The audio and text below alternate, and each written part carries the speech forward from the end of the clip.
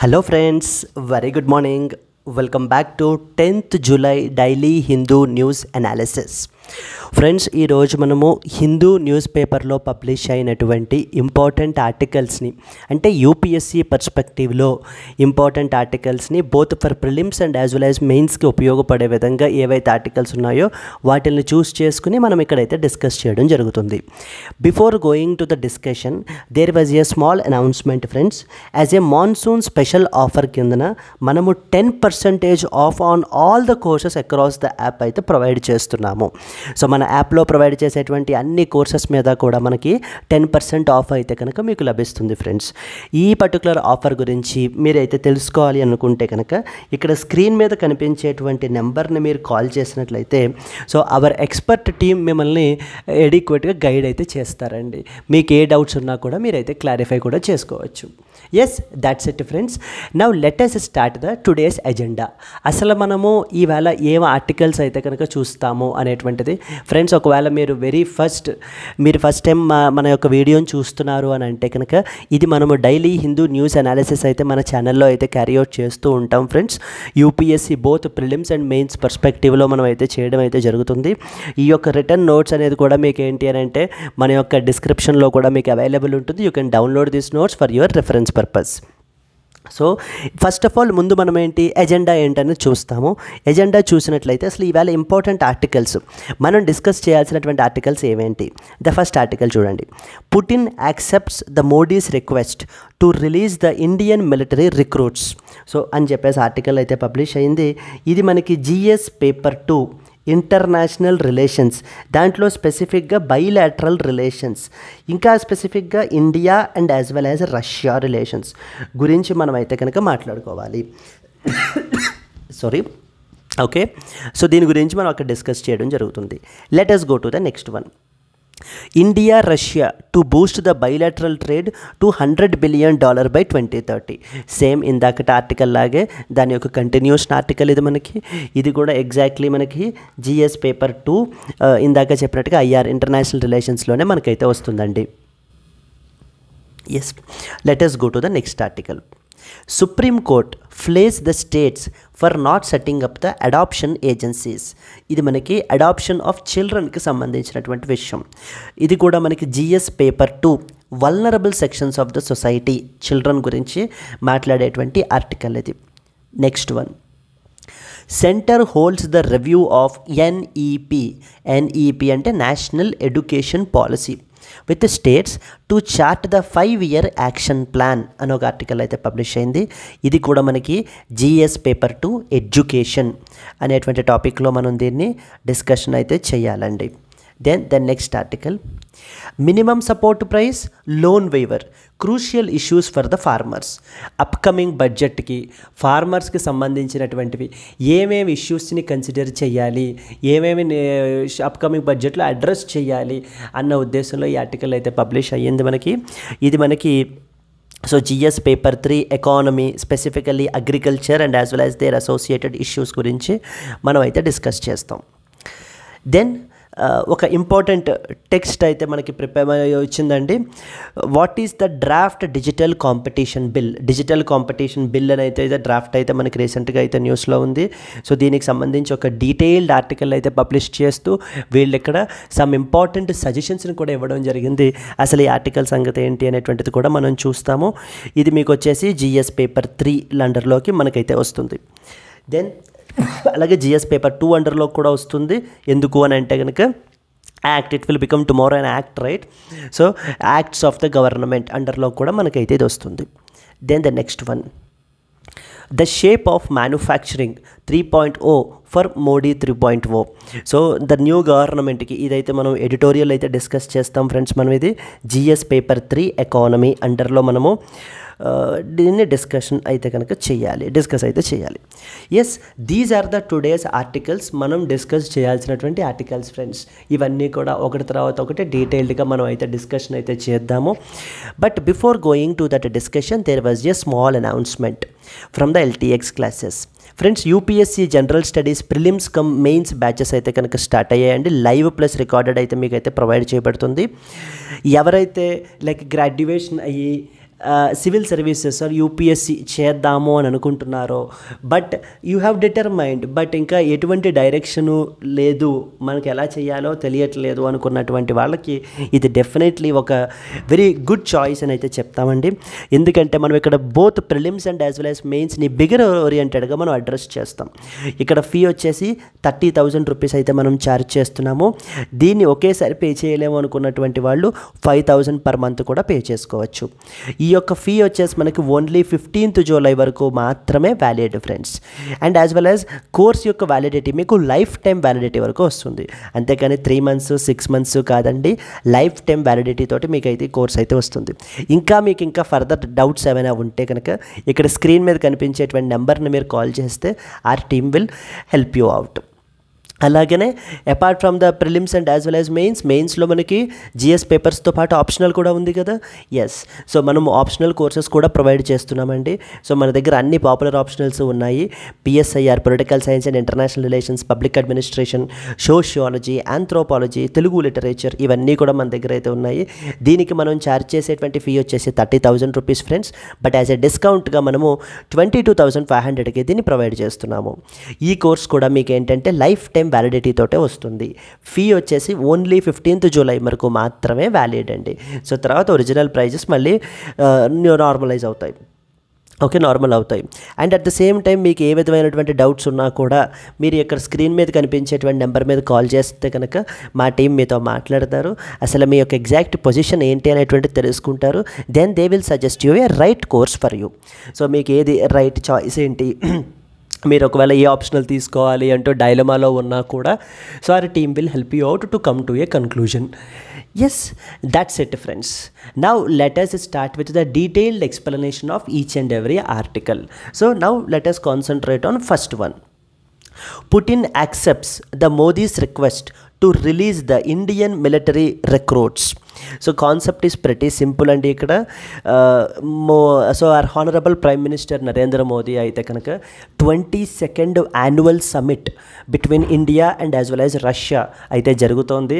Russia అయితే కనుక visit చేయడానికి వెళ్ళారండి ఈ పర్టికులర్ సమ్మిట్కి. లాస్ట్ టైం సమ్మిట్ 2021లో అయితే కనుక జరిగింది. So that was the 21st annual summit. So ఇప్పుడు 22nd annual సమ్మిట్కి మన ప్రైమ్ మినిస్టర్ అయితే కనుక రష్యా అయితే వెళ్ళడం జరిగింది. అయితే ఎవ్రీ ఆల్టర్నేటివ్ ఇయర్ ఒకసారి రష్యాలో జరుగుతూ ఉంటుంది, ఒకసారి ఇండియాలో సమ్మిట్ అయితే జరుగుతూ ఉంటుంది. So now this is the turn for our prime minister to visit Russia కాబట్టి so our prime minister have visited Russia for this particular purpose. ఒక ఇంపార్టెంట్ ఇష్యూని అయితే కనుక హైలైట్ చేసి దీన్ని అయితే అడ్రస్ చేశారు అని చెప్పేసి అయితే చెప్తున్నారు, డెసిషన్ అయితే తీసుకున్నారు అని చెప్పి. ఇష్యూ ఏంటి అని అంటే కనుక మీకు ఆల్రెడీ తెలుసు, మీరు న్యూస్ పేపర్స్లో అక్కడ చూసే ఉంటారు, Russia and as well as Ukraine conflict జరుగుతోంది అని చెప్పేసి. సో ఈ యొక్క Russia and as well as Ukraine కాన్ఫ్లిక్ట్కి ఇక్కడ ప్రాబ్లం ఏమైంది అని అంటే కనుక సో చాలామంది ఇండియన్స్ని ఏం చేశారు అని అంటే కనుక మధ్యలో ఉండేటువంటి ఏజెంట్స్ అక్కడ మీకు రష్యాలో జాబ్ ఇప్పిస్తాము, లేకపోతే మీకు అక్కడ రష్యన్ ఆర్మీలో వేకెన్సీస్ ఉన్నాయి అంటే బ్యాటిల్ ఫీల్డ్లో ఫైట్ చేయడానికి కాదు, లైక్ హెల్పర్స్ కానీ లేదా డ్రైవర్స్ కానీ లేదా కుకింగ్ పర్పస్కి సో వీటి గురించి ఉన్నారు అని చెప్పేసి ఏంటి అని అంటే వాళ్ళ దగ్గర నుంచి మనీ అనేటువంటిది ఛార్జ్ చేసి వీళ్ళని ఏం చేశారు అని అంటే చాలామందిని అక్కడికి పంపించారనమాట. అక్కడికి పంపించిన తర్వాత విత్ వెరీ హై ప్యాకేజెస్ మీకు అయితే ప్రొవైడ్ చేస్తారు. About 1.5 lakh per month, 2 lakhs per month provide చేస్తారు. So at the same time మీకు బోనస్లు అవన్నీ ఇస్తారు అని చెప్పి మభ్యపెట్టి వాళ్ళని ఏం చేశారు అంటే రష్యా అయితే పంపించడం అయితే జరిగింది. సో రష్యాకి వెళ్ళిన తర్వాత అది నమ్మి మోసపోయినటువంటి చాలామంది పీపుల్ ఏంటంటే కనుక అక్కడ వాళ్ళని ఎలా ట్రీట్ చేశారు అని అంటే కనుక they have been trained on వెపన్స్ని ఎలా యూజ్ చేయాలి అనేటువంటిది బేసిక్ ట్రైనింగ్ ఇచ్చేసి ఫోర్ ఫ్రంట్లో ఈ యొక్క రష్యా యుక్రెయిన్ కాన్ఫ్లిక్ట్లో బ్యాటిల్ గ్రౌండ్ మీద ఫైట్ చేయడానికి సో వీళ్ళని అయితే కనుక పెట్టడం అయితే జరిగింది.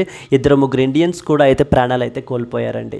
ఈ రకంగా ఫేక్ చేసి ఆర్గనైజ్డ్ నెట్వర్క్స్ మన కంట్రీలో కొన్ని కన్సల్టెన్సీ ఫర్మ్స్ కలిసి ఏం చేశారు అని అంటే ఈ రకంగా ఈ ట్రాప్లో పీపుల్ అయితే ఇది చేస్తున్నారు. అలాగనే మీరు ఇక్కడ పిక్ చూసినట్లయితే అరౌండ్ 7 to 8 ఇండియన్స్ కూడా అలాగే మనకి రష్యాలో అయితే కనుక ట్రాప్ అయ్యారు.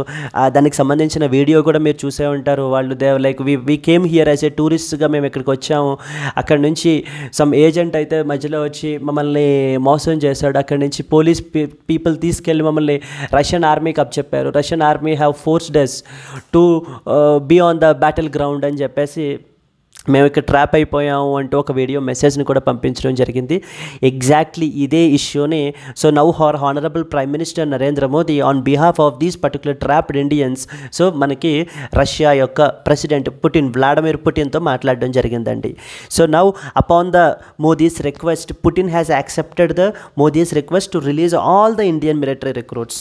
సో నాట్ ఓన్లీ ఎవరైతే ఇలా ట్రాప్ అయ్యారో వాళ్ళనే కాకుండా మొత్తం అందరు మిలిటరీ రిక్రూట్స్ని ఎవరెవరైతే ఇండియా నుంచి ఇచ్చేసారో వాళ్ళందరినీ కూడా డిశ్చార్జ్ చేసేయమని చెప్పి రిలీజ్ చేసేయమని చెప్పేసి అయితే పుటిన్ అయితే ఆర్డర్ అయితే ఇవ్వడం జరిగింది. కమింగ్ వీక్స్లో ఇది ఇంప్లిమెంట్ అవుతుంది. వాళ్ళ యొక్క ఇండియన్ ఫ్యామిలీస్ ఎవరెవరైతే ఉన్నారో వాళ్ళందరికీ కూడా ఇట్స్ ఎ బిగ్ రిలీఫ్ అని అయితే కనుక చెప్పాలండి.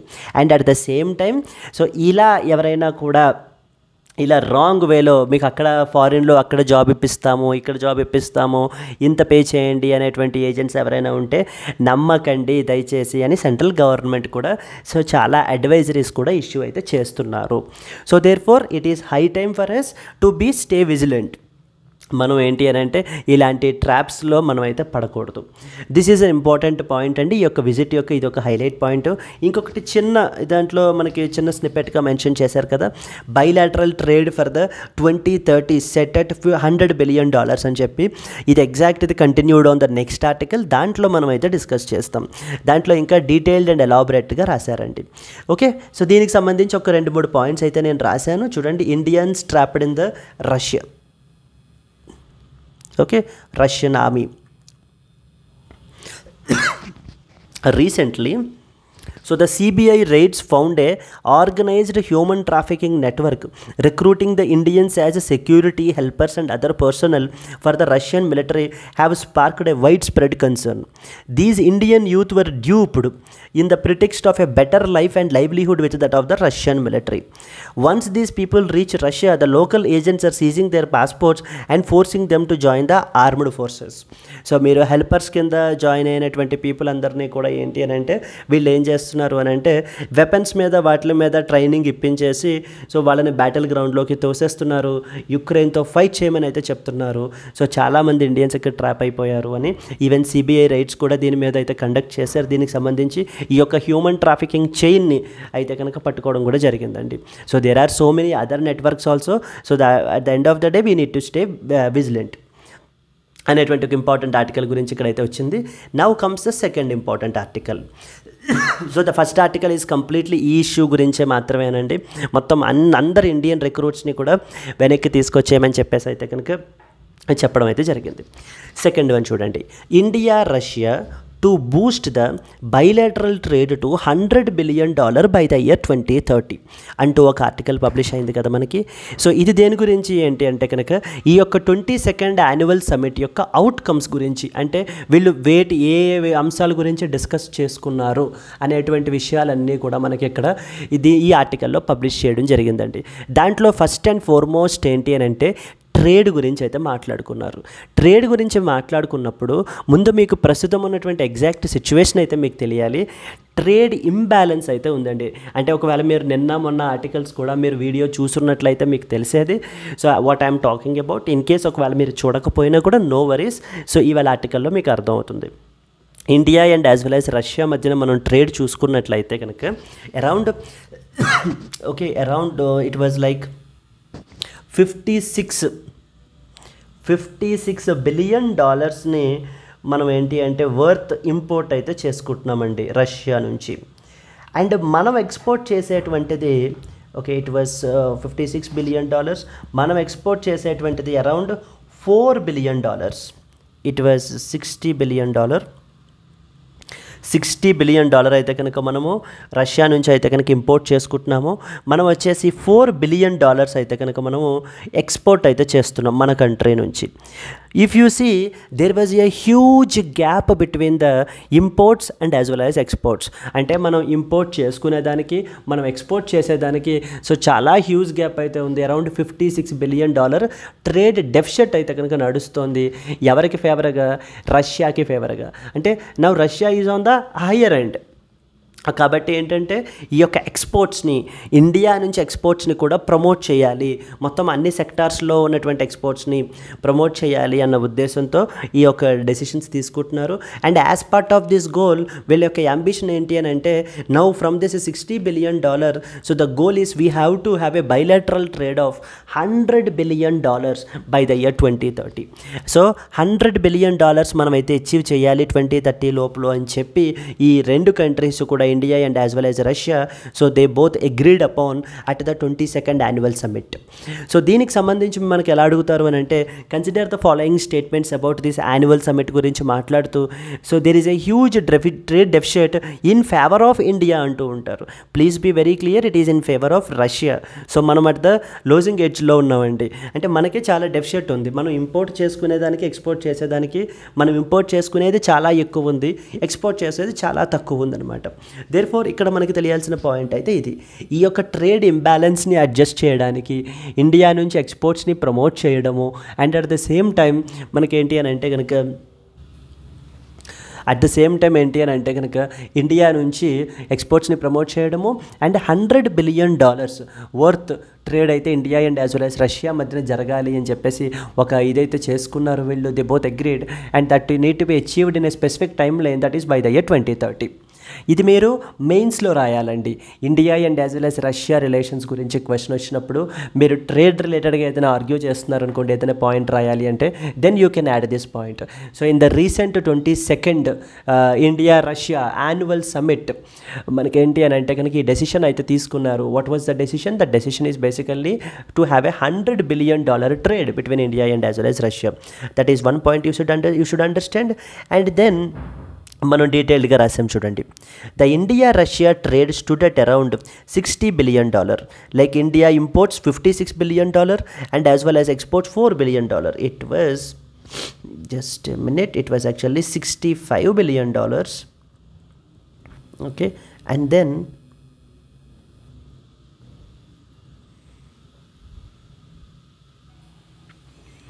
so $60 billion and as well as $4 billion. Yes. So India is importing about $60 billion and India is exporting about $4 billion. And there was a trade deficit of about $56 billion. So now there was a huge trade imbalance between India and as well as Russia, and it is in favor of Russia now. At the 22nd India-Russia annual summit, they agreed to increase the bilateral trade to $100 billion by the year 2030. So by the year 2030 నాటికి $100 billion achieve చేద్దాం అనుకుంటున్నారు వీళ్ళు. And one more important point is use of national currencies for the trade. So instead of using the dollars, so using the respective national కరెన్సీస్ని use చేద్దాము trade పర్పస్కి, so that we can reduce the dependency on the dollar అని చెప్పేసి decision కూడా తీసుకున్నారు. Yes, next point వచ్చేసి discussed the development of a bilateral settlement system by using the national currencies. ఒక bilateral settlement system అనేటువంటి దాన్ని develop చేయాలి అనే దాని గురించి కూడా డిస్కషన్ అయితే ఇక్కడ జరిగిందండి. What are the write a short note on India-Russia relations in the context of the recent visit of our Honorable Prime Minister to Russia for the 22nd annual summit అని కూడా అడుగుతూ ఉంటారండి. 22nd annual summit యొక్క highlights ఏంటి అనేటువంటి mains question కూడా straight అవే అడగడం జరుగుతుంది. అలాంటప్పుడు మీరు ఈ పాయింట్స్ అన్నిటినీ కూడా లైక్ ట్రేడ్ రిలేటెడ్ ఇష్యూ గురించి మాట్లాడుకున్నారు, బైలాటరల్ సెటిల్మెంట్ సిస్టమ్ అని చెప్పేసి అయితే డెవలప్ చేయాలి అని అనుకుంటున్నారు అనే పాయింట్స్ అన్నీ మనం మెన్షన్ చేయాలి. అలాగే రష్యాస్ ఫార్ ఈస్ట్ని డెవలప్ చేయడానికి కూడా మనకి ఏంటంటే the leaders agreed to a cooperation statement on projects in the Russia's far east. Russian far east యొక్క డెవలప్మెంట్కి కూడా ఏంటి అని అంటే కనుక both the leaders have agreed upon. With respect to connectivity, the new connectivity రూట్స్ని అయితే కనుక ఎక్స్ప్లోర్ అయితే చేస్తున్నారు. Like for example Chennai Vladivostok maritime route, northern sea route, international north south transport corridor. So వీటిల్ని కూడా మనకి ఏంటి అని అంటే కనుక ఐరన్ ఇట్ అవుట్ చేస్తున్నారండి ఈ కనెక్టివిటీస్ని కూడా ఇంకా ఎక్స్ప్లోర్ చేయడానికి. Then at the same time energy సెక్టార్కి సంబంధించి ఏంటి అని అంటే they discussed about investments in the energy sector like including the nuclear energy. So మనం మాట్లాడుకుంటే Kudankulam nuclear power plant, so that was with the Russia's support only that particular nuclear reactor is functioning. Infrastructure development and investment promotion as priority areas. ఈ యొక్క infrastructure డెవలప్మెంట్ని investment ప్రమోషన్ని priority areas కింద వీళ్ళు ఏంటి అని అంటే కనుక they discussed about the investments. And at the same time, number of MOUs have been signed between the institutions of the climate change, polar research, legal arbitration and also the other issues gurinchi ani discuss chesaru. And one more important point is Mr. Modi announced that Russia had agreed to India's request to open the consulates in Kazan and as well as the Yekaterinburg to help facilitate the services for the growing community. Facilitate the consulate services. Okay, consulate services అంటే ఏంటి అని అంటే they are not purely like embassy కాదండి, embassy లాగే మరొక consulate అని అంటారు. Last time మనం పాకిస్తాన్ గురించి మాట్లాడుకుంటున్నప్పుడు నేను చెప్పాను ఈ కాన్సులర్ యాక్సెస్ గురించి, దీని గురించి కూడాని. సో మనకేంటి అని అంటే కనుక ఈ యొక్క కాన్సులర్ సర్వీసెస్ అంటే మన యొక్క ఇండియన్ యొక్క రిప్రజెంటేటివ్ అక్కడ మన వాళ్ళ గురించి చూసుకోవడానికి రష్యాలో ఈ యొక్క కాన్సులేట్ అని ఉంటుందన్నమాట.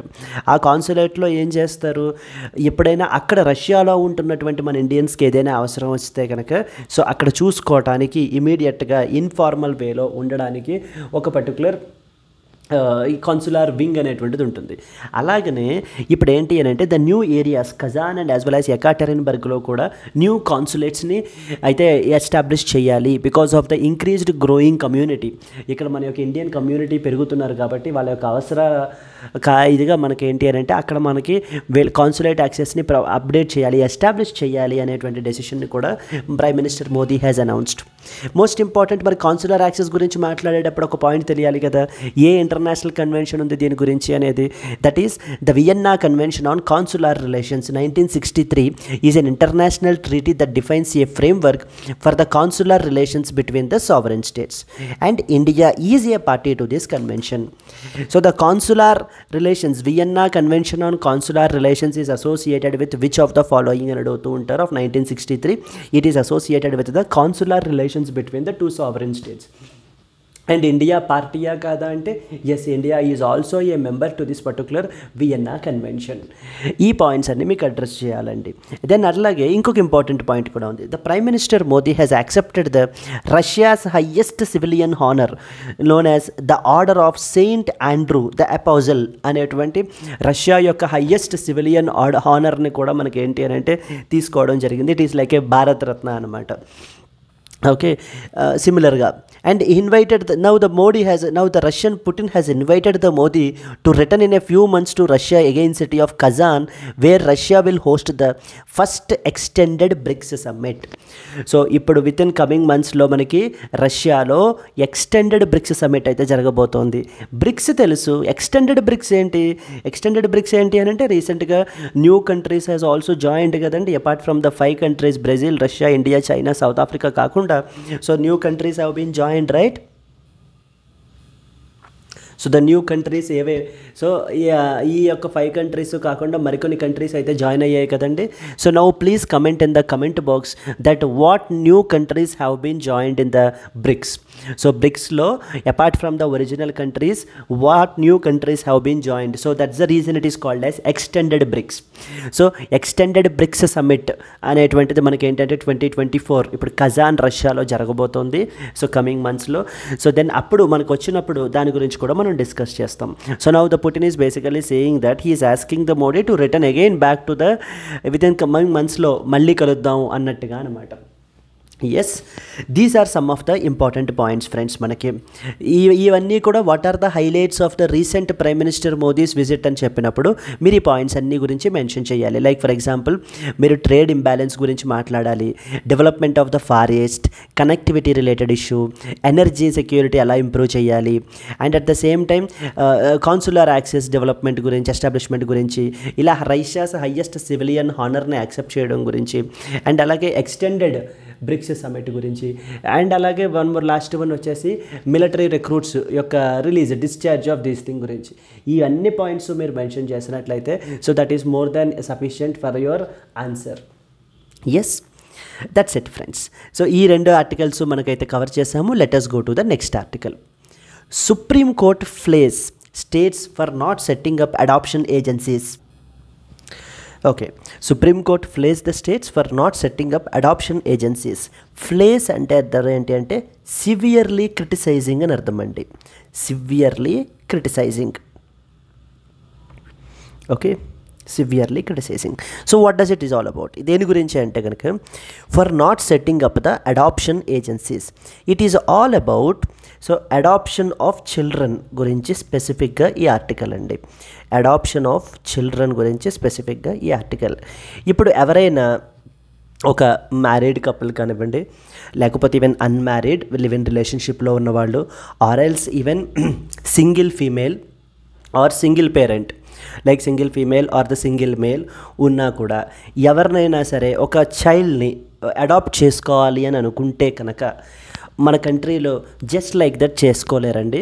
ఒక లీగల్ ప్రొసీజర్ అయితే కనుక మనకి ఉందన్నమాట. ఆ లీగల్ ప్రొసీజర్ని ఫాలో అయితేనే then that will be considered as a formal adoption. ఈ విధంగానే మనకైతే చేయాలి. So that is established by that procedure is established by the government itself. ఈ ప్రొసీజర్కి సంబంధించి ఇప్పుడు మీరు అర్థం చేసుకోవాల్సిన విషయం ఏంటంటే మన కంట్రీలో there was one important organisation called as కారా, CARA, central adoption resource authority అంటారు. Central adoption resource authority. ఈ కారా ఏం చేస్తుంది అని అంటే it will facilitate these adoptions with in the country, that is in country, and even inter country also. Even inter country అడాప్షన్స్ని కూడా మనకి ఫెసిలిటేట్ చేసేటువంటి బాడీ ఏది అంటే కారా, CARA, central adoption resource authority. దీనికి సంబంధించి సుప్రీంకోర్టు ఏమైనా క్రిటిసైజ్ చేస్తోంది, దేనికి క్రిటిసైజ్ చేస్తుంది అనే పాయింట్కి మళ్ళీ వద్దాము. ఈ యొక్క కారా గురించి ఏంటి ఇంపార్టెంట్ పాయింట్స్ తెలుసుకుని అప్పుడు we will come back again to this particular article. చూడండి, అసలు కారా అంటే central adoption resource authority. This is the website of the కారా అండి. CARA, central adoption resource authority అని చెప్పి మీరు సెర్చ్ చేసినట్లయితే then you will get this particular website. అసలు దీని గురించి వీళ్ళు ఏం చేస్తారు అనేది చూద్దాం. చూడండి, ఫస్ట్ పాయింట్, అసలు కారా అనేటువంటిది ఒక స్టాట్యూటరీ బాడీ అండి. It comes under ministry of women and as well as child development. Central adoption resource authority, consider the following statements about central adoption resource authority అని అడుగుతారు. It is A constitutional body అని చెప్పేసి ఇస్తూ ఉంటారు, లేదంటే it is A statutory body which comes under ministry of women and as well as the child development, which is the first and foremost point you have to understand. Second point ఏంటంటే ఇది మన కంట్రీలో nodal agency, అంటే central main agency అనమాట. దేనికి? For the adoption of Indian children, and it is mandated to monitor and regulate the in country అంటే within the country and inter country adoptions. అంటే వేరే కంట్రీ నుంచి ఎవరైనా ఫారిన్ పీపుల్ మన యొక్క ఇండియన్ చిల్డ్రన్ని అడాప్ట్ చేసుకుందాము అని అనుకున్నారనుకోండి, they also should follow the same process. ఈ యొక్క కారాయే అది కూడా రెగ్యులేట్ చేసేటువంటి ఇది central adoption resource authority. So it has to monitor both the in country and as well as the inter country adoption అన్నిటినీ చూసుకోవాల్సినటువంటి నోడల్ ఏజెన్సీ అనమాట ఇది మన కంట్రీలో. అలాగే it is designated as a central authority to deal with the inter country adoptions in accordance with the provisions of the Hague convention on inter country adoption 1993. ఈ యొక్క inter country అడాప్షన్ని regulate చేయడానికి కంప్లీట్గా ఒక ఇంటర్నేషనల్ కన్వెన్షన్ అయితే చేశారండి. In order to have a smooth adoption ప్రాసెస్ని so చేయడానికి అయితే కనుక దాని పేరే Hague convention on inter country adoption. ఎప్పుడు అడాప్ట్ చేసుకున్నారు దీన్ని? 1993లో మనకైతే అడాప్ట్ చేసుకోవడం జరిగింది. Hague convention of 1993 is associated with అడుగుతూ ఉంటారు. It is associated with inter country adoption గురించి అయితే మాట్లాడతాం. ఇంటర్ కంట్రీ అంటే బిట్వీన్ 2 డిఫరెంట్ కంట్రీస్ అని, intra country or within the country అంటే ఆ కంట్రీలోనే అని అర్థం. సో మనకి ఇప్పుడు కారా ఏం చేస్తుంది, బోత్ ఇన్ కంట్రీ అడాప్షన్ గురించి చూసుకుంటుంది, ఇంటర్ కంట్రీ అడాప్షన్ గురించి కూడా చూసుకుంటుంది. ఇంటర్నేషనల్ లెవెల్లో ఏం కన్వెన్షన్ ఉంది, the Hague convention on the inter country adoption of 1993 అనేటువంటి కన్వెన్షన్ అయితే ఉంది. అది ఇండియా సిగ్నేటరీయా కాదా? Yes, India is a party to this particular convention అండి. India is a party. India ratified this convention in the year 2003.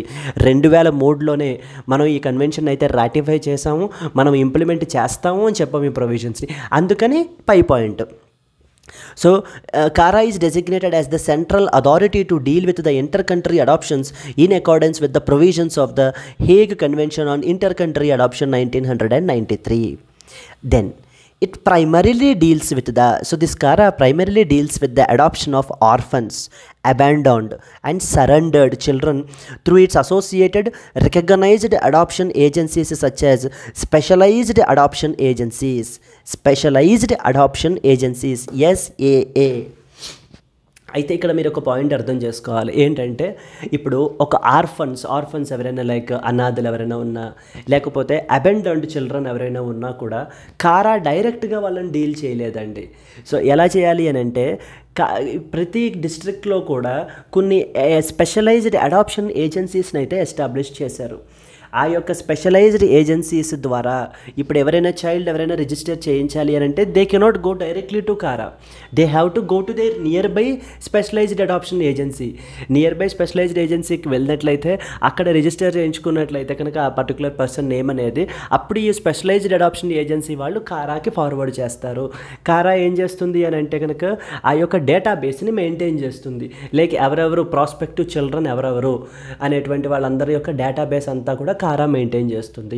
So therefore that is the reason it is saying it primarily deals with the adoption of the orphans, abandoned, surrendered children through its associated recognised adoption agencies such as specialised adoption agencies. ఇప్పుడు మీకు అర్థమైంది కదా, first point of government contact ఏంటి, ఈ యొక్క specialised adoption ఏజెన్సీసే. ప్రతి డిస్ట్రిక్ట్లోనే వీటిని అయితే ఎస్టాబ్లిష్ చేయాలి. ఈ స్పెషలైజ్డ్ అడాప్షన్ ఏజెన్సీస్ ఏం చేస్తారు, వాళ్ళ పర్టికులర్ డిస్ట్రిక్ట్లో ఉన్నటువంటి యొక్క ఆర్ఫన్ ఆర్ అబెండన్డ్ చిల్డ్రన్ ఎవరైతే ఉంటారో వాళ్ళని రిజిస్టర్ చేసుకుని వీళ్ళ యొక్క డీటెయిల్స్ అన్నిటినీ కూడా ఏం చేయాలి అని అంటే కారాకి పంపించాలి. Yes, now I think you have understood what are the specialised adoption agencies sir. ఇక్కడ వరకు సరిపోతుందండి మనకి దేనికి, ఇప్పుడు ఇచ్చినటువంటి ఆర్టికల్, పబ్లిష్ అయినటువంటి ఆర్టికల్ గురించి స్టడీ చేయడానికి. ఇప్పుడు చూడండి, సుప్రీం కోర్ట్ ఫ్లేస్ అంటే సివియర్లీ క్రిటిసైజెస్ ఎవరిని, స్టేట్స్ని. ఎందుకు? For not setting up the adoption agencies. The Supreme Court was compelled on Tuesday to initiate a coercive proceedings against 29 states and UTs for not complying with the November 2023 order to set up the specialized adoption agencies, which are meant to streamline the adoption process of abandoned and as well as surrendered children in every district. A 3-judge bench headed by Chief Justice of India Chandrachud said 370 out of 760 districts in the country did not have a functional SAA, specialized adoption agency, according to an affidavit filed by the Ministry of Women and as well as Child Development. The court directed the states to set up the SAAs and file compliance affidavits on or before August 30. So ఇప్పుడు మీకు అర్థమైన విషయం ఏంటి, 760 డిస్ట్రిక్ట్లో ప్రతి డిస్ట్రిక్ట్లో కూడా మనకి యొక్క స్పెషలైజ్డ్ అడాప్షన్ ఏజెన్సీస్ని అపాయింట్ చేయాలి, ఎస్టాబ్లిష్ చేయాలి. ఎవరు? State governments. సో ఎస్టాబ్లిష్ చేసినప్పుడు ఏమవుతుంది, they will be the first point of contact for the child. అయితే అరౌండ్ 370 డిస్ట్రిక్ట్స్లో అసలు ఈ స్పెషలైజ్డ్ అడాప్షన్ ఏజెన్సీసే లేవట మన కంట్రీలో. మరి ఇంక లేనప్పుడు అక్కడ ఉన్నటువంటి చిల్డ్రన్ ఎలా రిజిస్టర్ అవుతారు, ఎలా తెలుస్తుంది? సో వాళ్ళందరికీ మరి ఈ ఎఫెక్టివ్ అడాప్షన్ ఎక్కడి నుంచి వస్తుంది, ఎలా ఉంటుంది? అందుకని supreme court is now very serious on the states. So by August 30, so మీరందరూ కూడా స్టేట్స్ అందరికీ ఇచ్చినటువంటి వార్నింగ్ అనమాట. ఏంటి వార్నింగ్? మీరందరూ కూడా ఈ యొక్క స్పెషలైజ్డ్ అడాప్షన్ ఏజెన్సీస్ని బిఫోర్ August 30th మీరైతే ఎస్టాబ్లిష్ చేయాలి అని చెప్పేసి. ఆ స్పెషలైజ్డ్ అడాప్షన్ ఏజెన్సీస్ ఎక్కడి నుంచి వచ్చాయి? మనకి ఇక్కడి నుంచి వచ్చాయి. ఈ స్పెషలైజ్డ్ అడాప్షన్ ఏజెన్సీస్ దేనికి కనెక్ట్ అవుతాయి?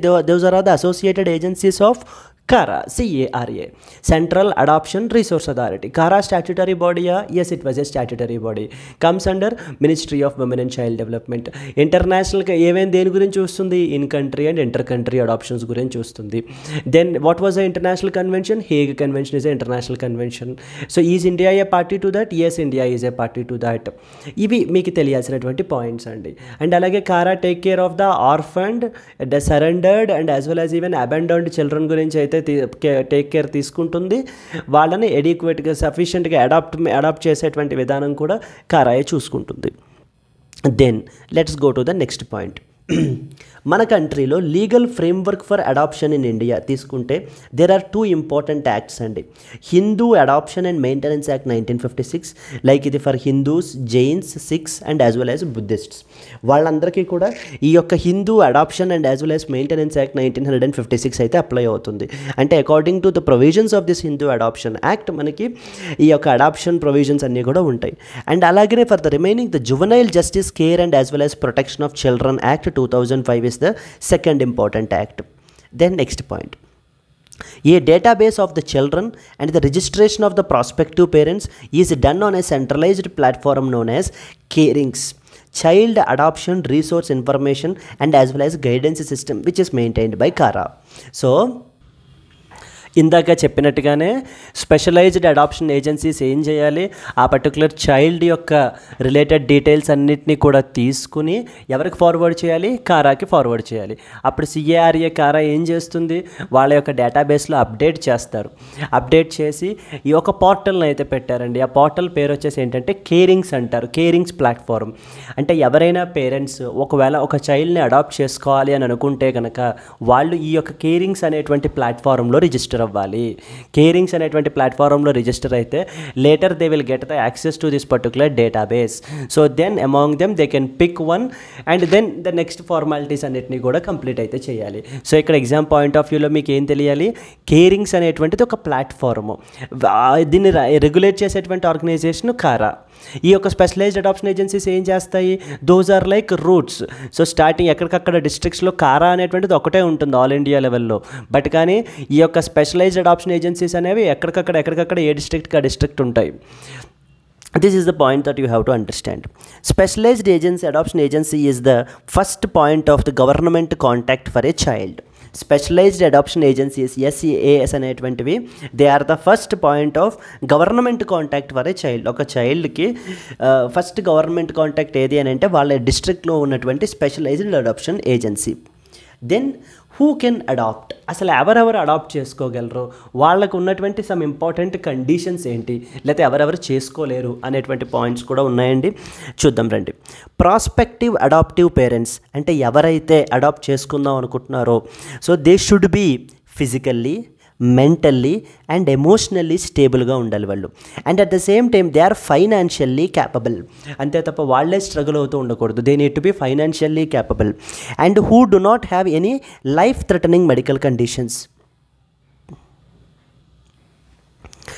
ఆ ప్రాస్పెక్టివ్ పేరెంట్స్కి ఎటువంటి లైఫ్ థ్రెటనింగ్ అంటే వాళ్ళ యొక్క లైఫే రిస్క్లో పడిపోయేటువంటి మెడికల్ కండిషన్స్ ఏమీ కూడా ఉండకూడదు. లైఫ్ థ్రెటనింగ్ మెడికల్ కండిషన్స్ అయితే కనుక ఏమీ ఉండకూడదు. So because what happens, because if tomorrow if they expire what will happen? The fate of the child will be on the roads. So in order to avoid that కొన్ని conditions అయితే పెట్టారు.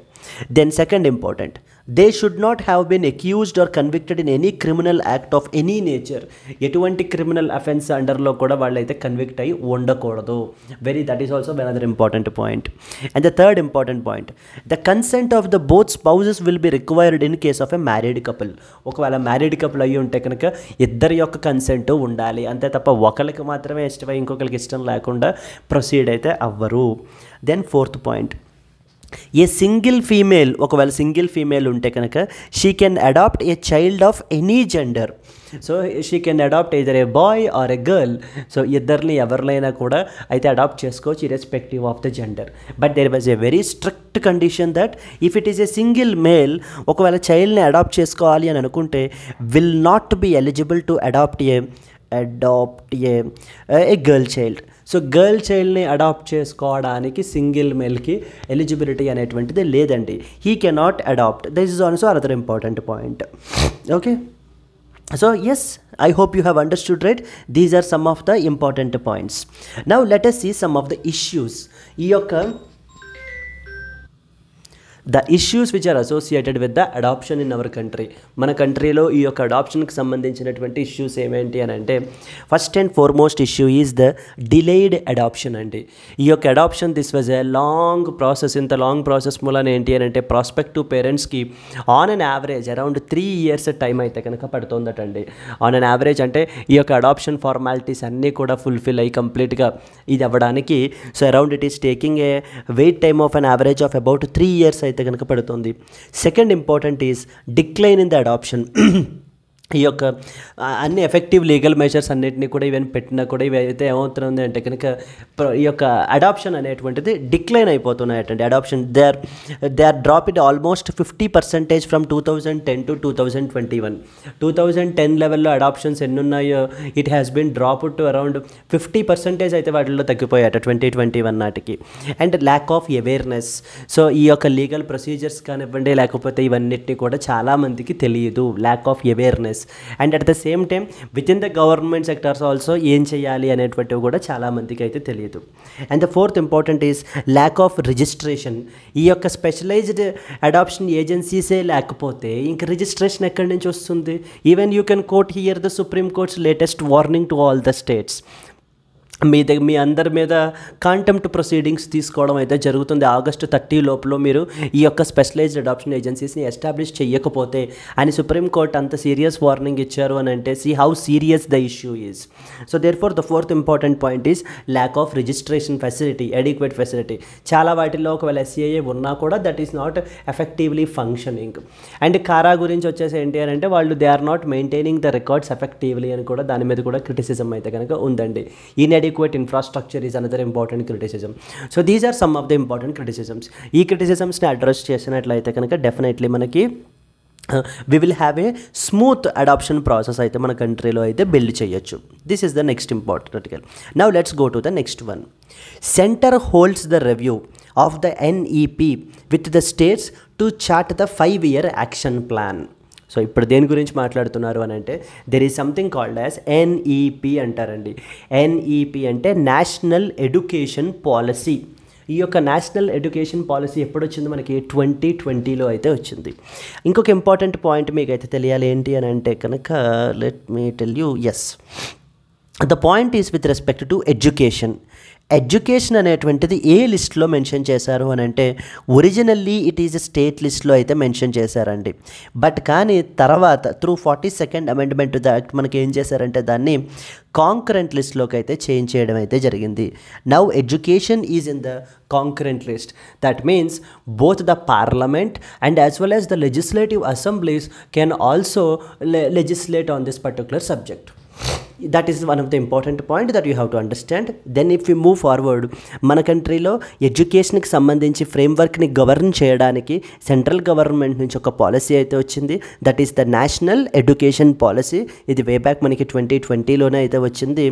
ఇప్పుడు review summit అయితే కనుక పెట్టడం జరిగింది. And at the same time మిగతా schemes అన్నిటినీ కూడా ఈ యొక్క నేషనల్ ఎడ్యుకేషన్ పాలసీకి అలైన్ చేయాలి అంటూ అండ్ అలాగే నెక్స్ట్ 5 yearకి ఒక యాక్షన్ ప్లాన్ని మనం అయితే క్రాఫ్ట్ చేయాలి అని చెప్పి ఈ సమ్మిట్ అయితే పెట్టారు అని చెప్పేసి పర్పస్ అయితే చెప్తున్నారండి. Now here you are expected to know what is national education policy, what are the some of the other important schemes which are there అనే విషయం మీకు తెలియాలి. చూడండి, the national education policy 2020 aims at making India a global knowledge super power. So మన యొక్క కంట్రీని global knowledge super power కింద తయారు చేయడమే ఈ యొక్క నేషనల్ ఎడ్యుకేషన్ పాలసీ 2020 యొక్క main objective. It is the third major revamp of the framework of education in India. So మనకి పాలసీస్కి సంబంధించి మనకు తీసుకుంటే కనుక థర్డ్ మేజర్ ఫ్రేమ్వర్క్ అటండి ఎడ్యుకేషన్ని మన కంట్రీలో రీవ్యాంప్ చేయడానికి. సో ద ఎర్లియర్ 2 are 1968లో ఒకటి, 1986లో రెండోది. Consider the following statements about national education policy అని చెప్పేసి మనకి ఇస్తూ ఉంటారు. This was the first policy with respect to education అని అడుగుతూ ఉంటారు. అలా కాదు, it was the third major policy. So ఫస్ట్ది వచ్చేసి 1968, సో ద సెకండ్ వన్ వచ్చేసి 1986. Then, so this policy ensures universal access at all levels of schooling from pre primary schools to grade 12. Pre primary school నుంచి grade 12 వరకు కంప్లీట్గా universal access at all the levels అందరికీ provide అయితే చేయాలి, accessibility అయితే ఉండాలి అనేటువంటిది one of the features of the national education policy. And అలాగే స్కూలింగ్ విషయంలో కూడా new curricular and pedagogical structure corresponds as follows. It involves 4 stages of స్కూలింగ్ని అయితే కనుక వీళ్ళు పెట్టారు. ఫస్ట్ వన్ వచ్చేసి ఫౌండేషనల్ స్టేజ్. ఈ యొక్క ఫౌండేషనల్ స్టేజ్ 5 ఇయర్స్ ఉంటుందట. ఎక్కడి నుంచి ఏజ్ 3 ఇయర్స్ దగ్గర నుంచి 8 ఇయర్స్ వరకు ఉన్నటువంటి వాళ్ళకి ఈ యొక్క foundation stage for a period of 5 years అయితే కనుక జరుగుతుంది. ఆ తర్వాత వాళ్ళకి ప్రిపరేటరీ స్టేజ్ అనేటువంటిది సెకండ్ స్టేజ్లోకి వస్తారు. ఈ ప్రిపరేటరీ స్టేజ్ వచ్చేసి నెక్స్ట్ 3 ఇయర్స్ అంటే 8 ఇయర్స్ ఏజ్ వచ్చేసిన తర్వాత అక్కడి నుంచి నెక్స్ట్ 3 ఇయర్స్ ప్రిపరేటరీ స్టేజ్ అంటారు. 8 to 11 ఇయర్స్ ఏజ్ గ్రూపు అయితే వాళ్ళు ఈ బ్రాకెట్లోకి వస్తారు. దెన్ ద నెక్స్ట్ అక్కడి నుంచి వాళ్ళు మిడిల్ స్టేజ్లోకి వెళ్తారు. మిడిల్ స్టేజ్ వచ్చేసి మనకి ఇంకొక 3 ఇయర్స్ అయితే ఉంటుంది. ఇది మనకి 11 to 14 ఇయర్స్ వరకు అయితే మనకి ఏజ్ వరకు అయితే ఉంటుంది. And finally secondary stage. Secondary stage మీకు 4 ఇయర్స్ అయితే ఉంటుంది. 14 to 18 ఇయర్స్ ఆఫ్ ఏజ్ వరకు మనకు ఉంటుందన్నమాట. అంటే నేషనల్ ఎడ్యుకేషన్ పాలసీ ఏం చేశారు అని అంటే ఈ విధంగా డిఫరెంట్ స్టేజెస్ని పెట్టడం అయితే జరిగింది. So that is another important point you should understand. And ఈసారి ఏం చేశారంటే ఈ యొక్క నేషనల్ ఎడ్యుకేషన్ పాలసీలో ఆర్ట్స్కి సైన్సెస్కి అంటూ సెపరేట్ హార్డ్ సెపరేషన్ అనేటువంటిది చేయలేదండి. ఆర్ట్స్ సైన్సెస్ అనేటువంటిది అలాగే curricular and extra curricular activities అనేటువంటి దాన్ని కూడా ఏంటంటే హార్డ్ సెపరేషన్ చేయలేదు. రెండింటిని ఇంటిగ్రేటెడ్ వేలోనే చూడాలి. ఇవన్నీ కరికులర్ యాక్టివిటీస్, ఇవన్నీ ఎక్స్ట్రా కరికులర్ యాక్టివిటీస్ అనే డిస్టింక్ట్ సెపరేషన్ వద్దు అనేటువంటిది ఇక్కడ వీళ్ళ యొక్క understanding as per this policy. And ఒక న్యూ అసెస్మెంట్ సెంటర్ని అయితే పెట్టాలి. That is known as Parakh, PARAKH. Parakh అంటే performance assessment review and analysis of the knowledge for the holistic development అనేటువంటి ఒక అసెస్మెంట్ సెంటర్ని పెట్టాలి. A separate gender inclusion fund అనేటువంటిది ఒకటి ఎస్టాబ్లిష్ చేయాలి. And special economic zones for the disadvantaged regions and as well as గ్రూప్స్ని constitute చేయాలి.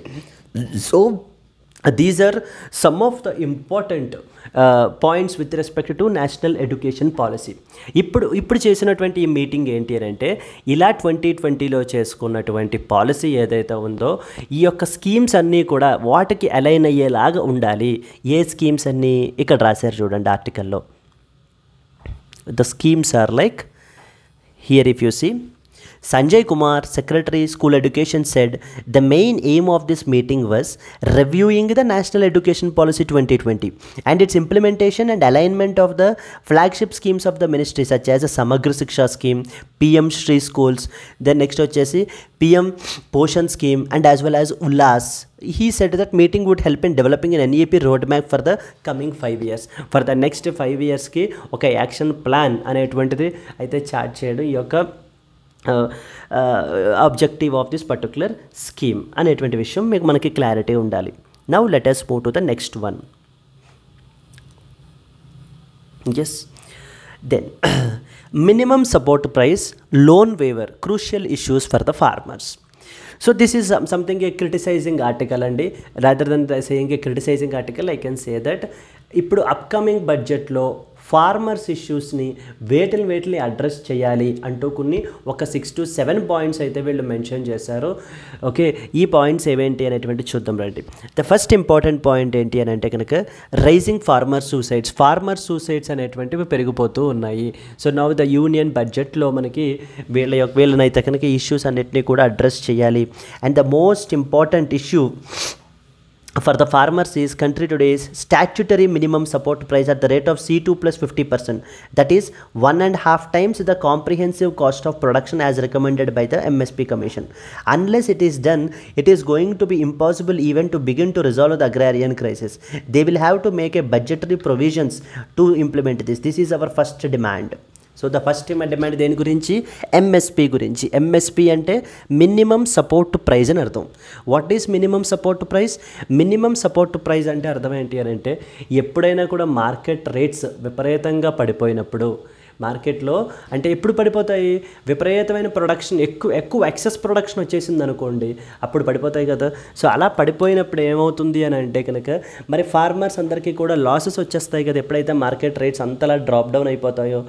అలాంటప్పుడు సెంట్రల్ గవర్నమెంట్ ఏం చేస్తుంది అని అంటే కనుక మీ దగ్గర నుంచి నేను పర్చేస్ చేస్తాను now at the rate of MSP, minimum support price అని చెప్పేసి పెట్టుకొని నేను యొక్క మినిమం సపోర్ట్ ప్రైస్కి మీకైతే పర్చేస్ చేయడం అయితే జరుగుతుంది మీ దగ్గర నుంచి. సో దట్ అట్లీస్ట్ మీకు రిటర్న్ ఆన్ ఇన్వెస్ట్మెంట్ అనేటువంటిదైనా కూడా మీకు వస్తుంది అన్న ఉద్దేశంతో ఫార్మర్స్ని సపోర్ట్ చేయడానికి పెట్టినటువంటిది. ఈ స్కీమ్కి సంబంధించి ఏంటి అని అంటే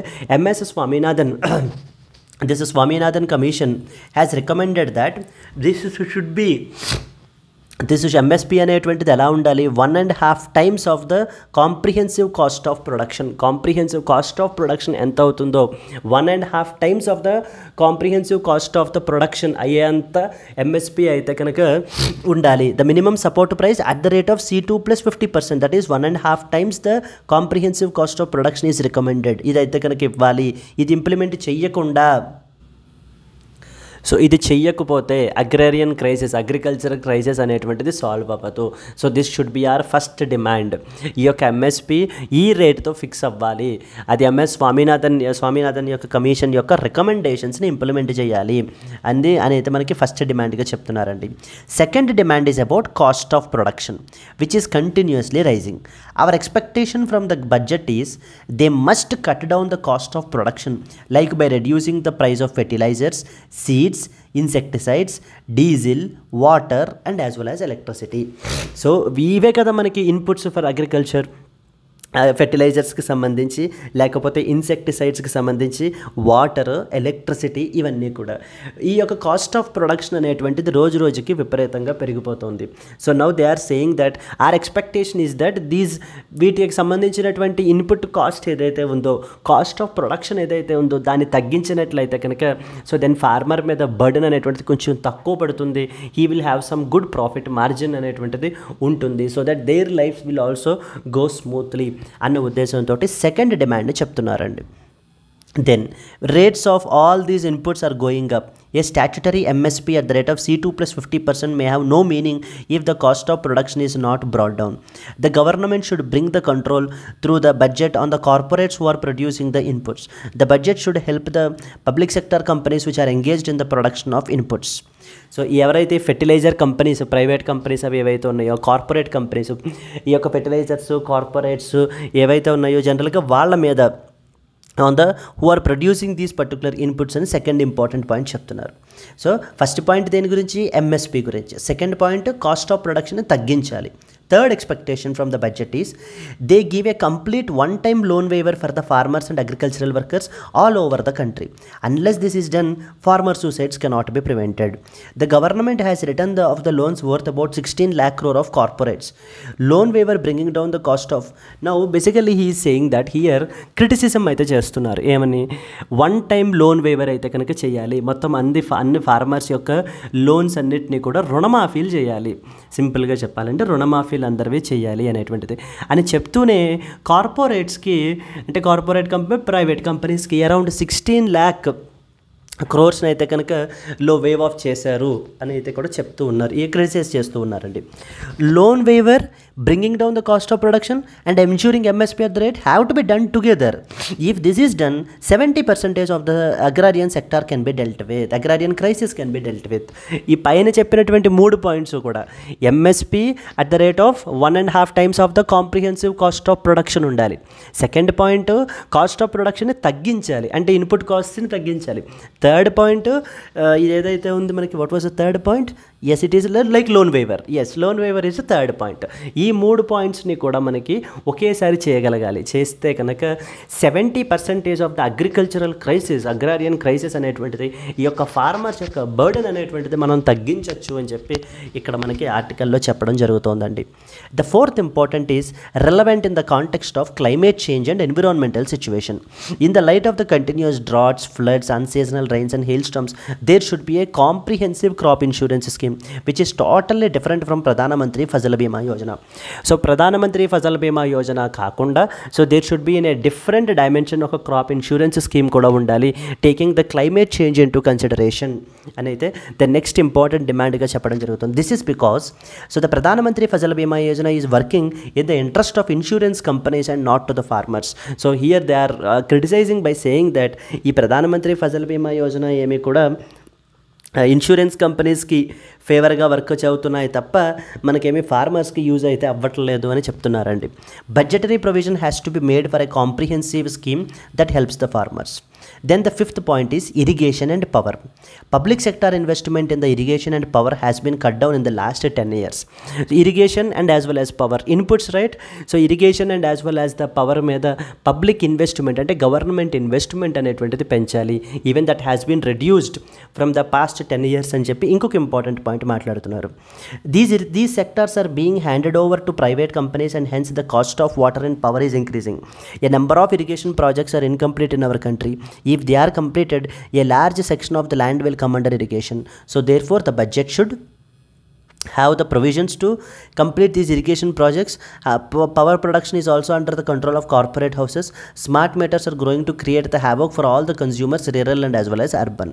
So power గురించి irrigation గురించి మాట్లాడుతున్నారు. Then the sixth point వచ్చేసి మనకి MGNREGA, Mahatma Gandhi national rural employment guarantee act. దీన్ని ఇంకా స్ట్రెంగ్తన్ చేయాలి బికాజ్ ఎందుకంటే even the number of work days అనేటువంటివి తగ్గిపోతున్నాయి. Ever since the Modi government came to power they have been trying to starve the Manrega of funds. The number of work days has come to just 42. The government will have to increase the wages to 600 rupees and the minimum number of days to work should be at least 200 అని ఇంకొక demand కూడా చేయడం జరుగుతుంది. Then next వచ్చేసి seventh point వచ్చేసి land reforms. The rulers have changed the slogan of land to the tiller to land to the corporates. In the total violation of Land Acquisition Act, there is a massive acquisition of the farmlands by corporate houses. Land acquisition must be done only when strictly necessary for the public purpose. Radical land reforms must be initiated and completed. Exclusively for public పర్పస్కి అయితే మాత్రమే ఈ యొక్క land ఎక్విజిషన్ని carry out చేయాలి తప్ప corporates యొక్క బెనిఫిట్స్కి అయితే కనుక చేయకూడదు.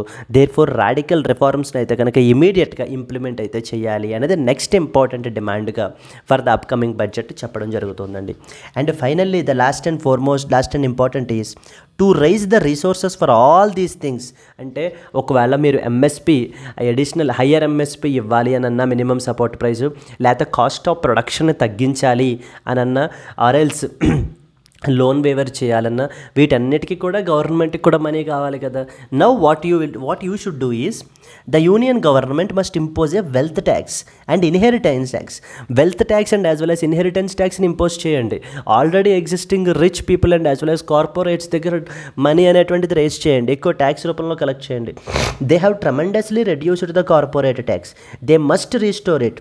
Rich have to pay more income tax and the middle class should get some relief. Direct taxes must be increased and indirect taxes must be reduced.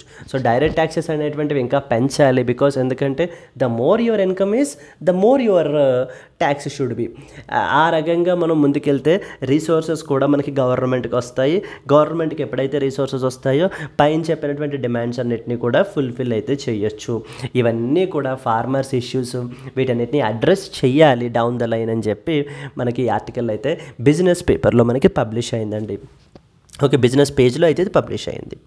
I hope you have understood this article rights. So therefore ఈ 7 to 8 points అనేటువంటివి చాలా important. Let us go to the next article.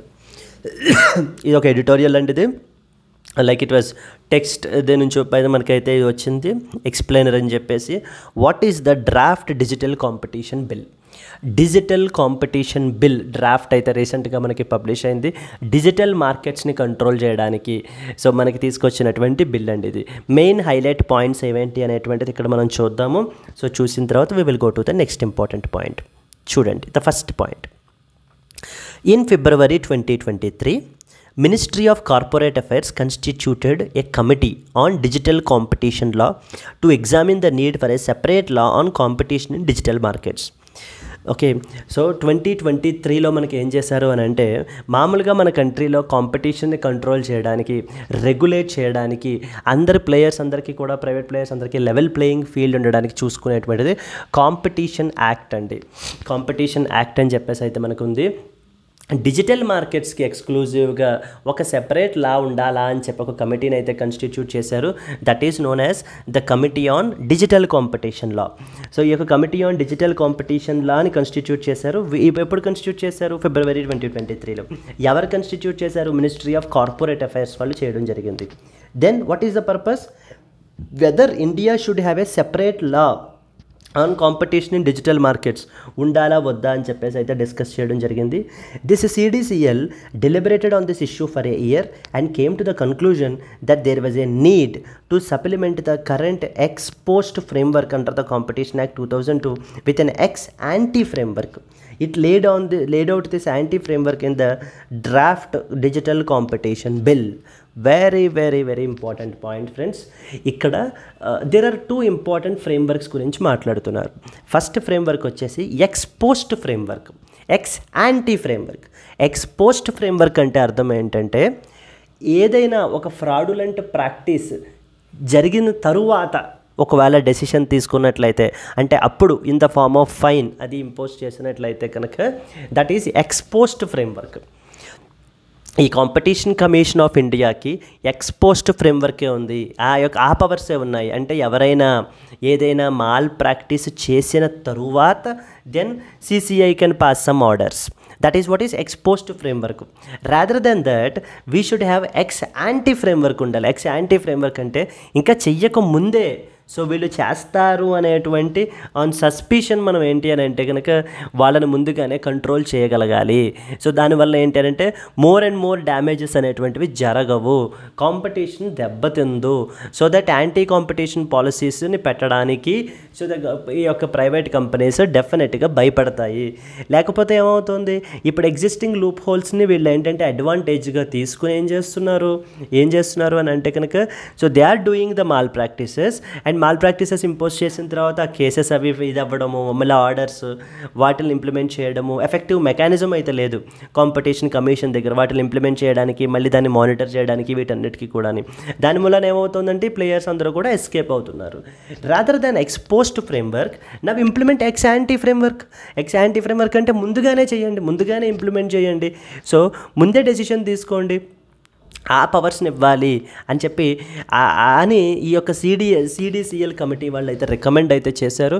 దీన్నే మనకేంటంటే దాంట్లో కూడా ఈ యొక్క బిల్లో కూడా ఇంట్రడ్యూస్ చేయడం జరిగిందండి. ఇక్కడ అదే పాయింట్ మనకి ఎక్స్ప్లెయిన్ చేస్తారు. What is X ante framework? The competition act 2002 is the primary legislation which is concern for preventing and practices that have adverse impact on competition. It establishes CCI Competition Commission as the national competitor regulator. As with the competition law in all the other jurisdictions, the Competition Act 2002 is based on the ex post framework. This means CCI can use its powers of enforcement only after the anti-competitive conduct has occurred. Anti-competitive conduct జరిగిన తరువాత మాత్రమే competition commission of India అయితే ఆర్డర్స్ని pass చేయగలదు, డెసిషన్స్ని తీసుకోగలదు. In the case of digital markets, the CDCL has advocated for anti-competition regulation. This means they want the CCI's enforcement powers to be supplemented in such a way that it allows to preempt and prevent the digital enterprises from indulging in the anti-competitive conduct in the first place. So, this is very important.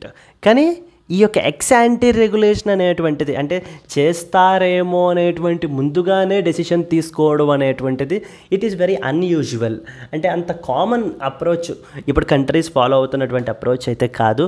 కానీ there was one important law regarding that and that law is associated with European Union. Ex anti-competition regulation is unusual. The European Union is the only jurisdiction where a comprehensive ex ante framework competition framework under the Digital Markets Act is currently in force.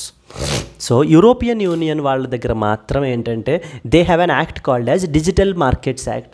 Even UPSC కూడా దీని మీద question అయితే అడిగారండి. Consider with respect to which of the following blocks the digital markets act is associated with అని చెప్పేసి కూడా అడిగారు. అది మనకి యూరోపియన్ యూనియన్కి సంబంధించిన డిజిటల్ మార్కెట్ యాక్ట్. ఈ డిజిటల్ మార్కెట్ యాక్ట్ ద్వారా వీళ్ళు ఏం చేశారు అని అంటే instead of having the X post framework they are following the ex ante framework is something that you have to understand. So therefore ఈ సిడిసిఎల్ వాళ్ళు దాన్ని స్టడీ చేసి మనం కూడా అదే అప్రోచ్ని ఫాలో అయినట్లయితే కనుక డెఫినెట్గా మన కంట్రీలో కూడా సో మనం చాలా వరకు ఈ యొక్క యాంటీ కాంపిటీషన్ ప్రాక్టీసెస్ అన్నిటినీ కూడా మనము కంట్రోల్ చేయొచ్చు అని చెప్పి వీళ్ళైతే they have that view point. అదే రాశారు చూడండి. The సిడిసిఎల్ agrees with this approach because of the unique characteristics of digital markets.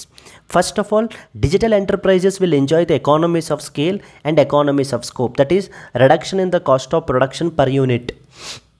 In the number of units increase and reduction in the total cost of production with increase in number. This propels them to grow rather than quickly as compared to players in the traditional market. Traditional market to compare చేసినట్లయితే కనుక ఈ యొక్క digital markets like for example Google, whatever the social media platforms, video sharing platforms, whatever we have, all these things they have an advantage. So to have a very quick exponential growth ఉండేటువంటివి అని చెప్పేసి మనకి ఇక్కడ మాట్లాడుతున్నారు. And in this context given that markets can tip relatively quickly and irreversibly in favor of the incumbents, it was found that the existing framework, extant framework and existing framework provided for a time consuming process, thereby allowing the offending actors to escape timely scrutiny. Therefore CDCL has advocated the preventive obligations to supplement the ex post facto enforcement framework. ఇందాక చెప్పాను కదా, existing loop holes ఉన్న మూలాన వీళ్ళు ఏంటి అని అంటే these players are like using those loopholes and taking the advantage and thereby ఏం చేస్తున్నారు అని అంటే కనుక they are like taking the advantage and escaping from the regulations నుంచి అయితే ఎస్కేప్ అయితే అవుతున్నారు. అలా ఉండకుండా మనము we have to supplement it with more powers in the form of ex ante framework అని చెప్పడం జరుగుతుందండి. నా what is this draft ante framework? Draft basic framework ఏంటంటే this draft bill follows the template of European Union's digital market act. దాన్ని follow అవుతున్నారు. It does not intend to regulate all digital enterprises and places obligation only on those that are dominant in the digital market segments. Very important point మీరు అర్థం చేసుకోవాల్సింది ఏంటంటే అన్ని digital enterprises, అన్ని digital మార్కెట్స్ని వీళ్ళైతే కంట్రోల్ చేయడం అయితే కాదండి. అంటే ఫర్ ఎగ్జాంపుల్ సెర్చ్ ఇంజిన్లో what was a more dominant one? Google. So అది మనకి ఏంటంటే దాన్ని మనం రెగ్యులేట్ చేస్తాం మన కంట్రీలో. అండ్ అలాగే video sharing platform, video platform వచ్చేసి యూట్యూబ్. అండ్ దెన్ నెక్స్ట్ వచ్చేసి మెసెంజింగ్ ప్లాట్ఫామ్ వాట్సాప్. సో ఇవన్నిటినీ కూడా ఎవరికైతే ఒక థ్రెషోల్డ్ నెంబర్ ఆఫ్ యూజర్స్ ఇవి ఎక్కువ ఉంటారో అలాంటి డామినెంట్ ఎంటర్ప్రైజెస్ని మాత్రమే మెయిన్గా వీటిని ఇక్కడ రెగ్యులేట్ చేయడం అయితే జరుగుతుంది ఈ యొక్క డ్రాఫ్ట్ డిజిటల్ కాంపిటీషన్ బిల్ ద్వారా. ఇది ఇంప్లిమెంటేషన్లోకి వస్తే అయితే వీళ్ళు 10 కోర్ డిజిటల్ సర్వీసెస్ని అయితే ఐడెంటిఫై చేశారు. Like for example online search engines, for example Google, social networking services like Facebook and as well as the Twitter which is the today's X, and అలాగే video sharing platforms like it can be YouTube services etcetera. This draft bill prescribes certain quantitative standards for CCI to identify the dominance of the digital enterprises.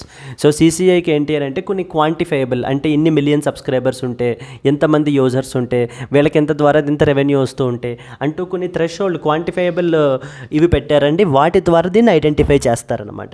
అంటే these are based on significant financial test which looks at financial parameters and significant spread test based on number of users in India. Even if the digital enterprise does not meet the quantitative standards, the CCI may designate an entity as a systematically significant digital enterprise based on their qualitative standards.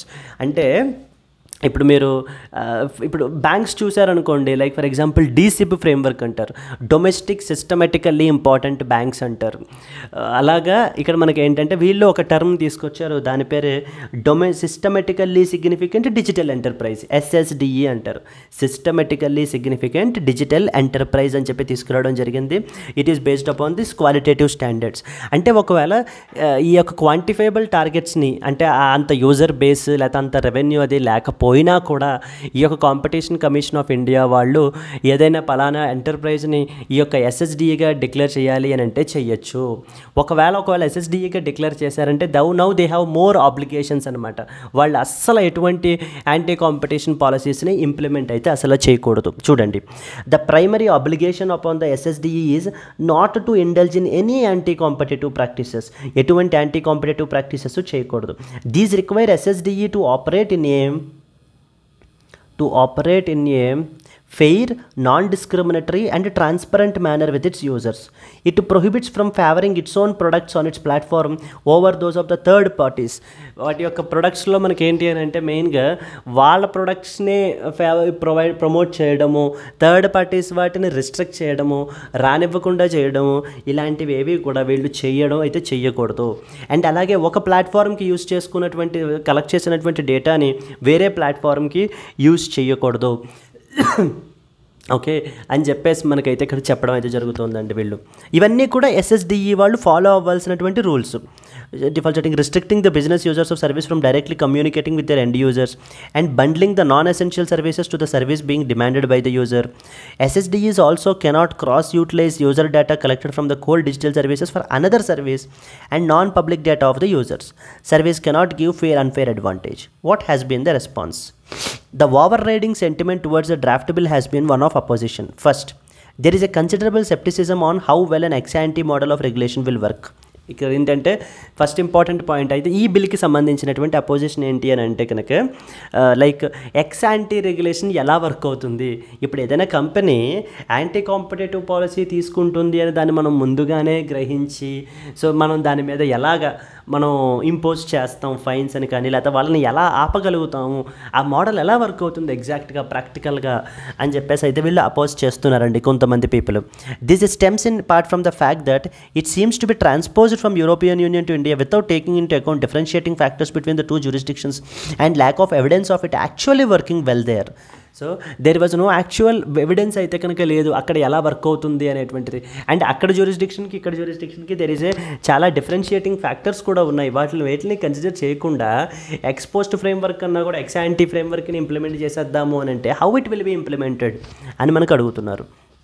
And అలాగే మీరు చూసినట్లయితే కనుక second important point ఏం చెప్తున్నారు అని అంటే కనుక here if you see the second point This is compounded by the concerns of its potential negative effects on investments for startups in India, and they might deter to scale up to prevent the meeting quantitative standards. Existing startups ఏవైతే ఉంటాయో వాళ్ళందరూ కూడా ఏంటి అని అంటే వాళ్ళ యొక్క స్టార్టప్స్ని ఇంకా స్కేల్ అప్ చేసుకోవడానికి అంటే వాళ్ళ యొక్క యూజర్ బేస్ని పెంచుకోవడానికి రెవెన్యూ బేస్ పెంచుకోవడానికి కూడా కొంత భయపడతారు. ఎందుకంటే వాళ్ళు కూడా ఈ యొక్క ఎస్ఎస్డిఈ కేటగిరీలోకి వచ్చేస్తారు, మరి వచ్చేస్తే వాళ్ళ మీద కూడా ఈ అబ్లిగేషన్స్ అన్నీ ఇంపోజ్ అవుతాయి అన్న ఉద్దేశంతో సో చాలా స్టార్టప్స్ స్కేల్ అప్ కూడా అవ్వవు, అవి వాళ్ళని రిస్ట్రిక్ట్ చేస్తుంది అని చెప్తున్నారండి. అండ్ అలాగే and would negative tying and bundling and data usage would negatively impact MSMEs because they have to come to rely significantly on big tech to reduce operational cost and enhance the customer out reach.